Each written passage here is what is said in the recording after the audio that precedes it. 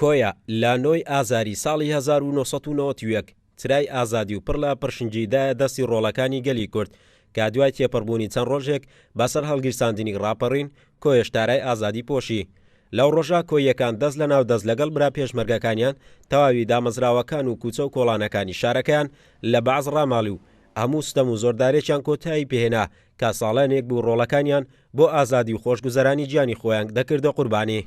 ئەوەی ڕاستی بی مەسەرەن کۆی و کەرکووک بە خوێن ڕزگار کران بە شەڕ ڕزگار کران. ئێمە لە شاری کوێ وەکو جمکانە و دەستە خوشتی یەکتر بوون. ئێمە لە کوێ 23 شەهیدمان دا لە بەیانی هەتا ئێوارەیە شەڕ بوو و جاشێکی زۆر پیسیشی لێ بوو. بەڕاستی هەموو خەڵک هاوکاری کردین لەگەر هەلهەلەی داچی شەهیدان و لەگەر خەڵکو ئەوە کوێ بە خوێن و بە ئەوە ڕزگار کرا. ژن دەوری گەلێک زۆر بوو. ئێستا ئەمە تقریبان دەژن دەبووین کە بەنقەکەی کۆیەمان گرت لەوەی هیچی لێ نییە. 26 شەیدوان هەیە لە ناویدا ژنی شەیدە.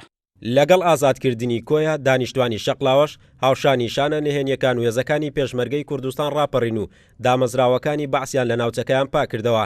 باوتەیە و کەسانی بەشداری ڕاپەڕینی شەقلاوەیان کردووە دەڵێن ئازادکردنی شەقلاوە گرنگی زۆری هەبوو بۆ درێژەدان با چالاکیەکانی هێزەکانی پێشمەرگە بۆ زیاتر ڕاماڵینی بەعز لە ناوچەکە و هاتنە خوارەوەی پێشمەرگا بۆ شاری هەولێر و دەوروبەری.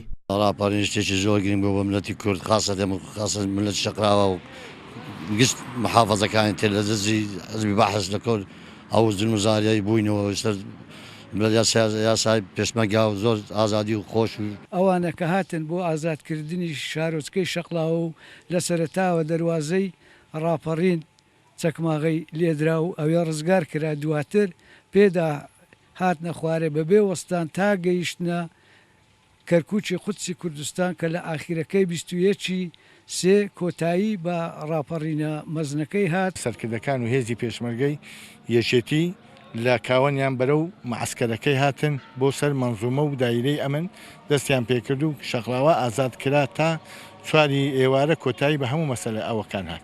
دوای تێپەڕبوونی 25 ساڵ بەسەر ڕاپەڕینی بەهاری ساڵی 1991 دانیشتوانی هەریەک لا کۆی و شەقلاوە هاوشانی ناوچەکانی تری هەرێمی کوردستان لا چاوەڕوانی کۆتایی هێنانی کێشە و قەیرانەکاندان. باوتەی خۆیان پاراستنی دەستکەوتە بەدیهاتوەکان تەنها مێزی گفتوگۆیە چارەسەری ڕێشەی ئاڵۆزیەکانە و دەستەبەرکردنی دەستکەوتەکانی بەدیناتووی گەلی کووردا.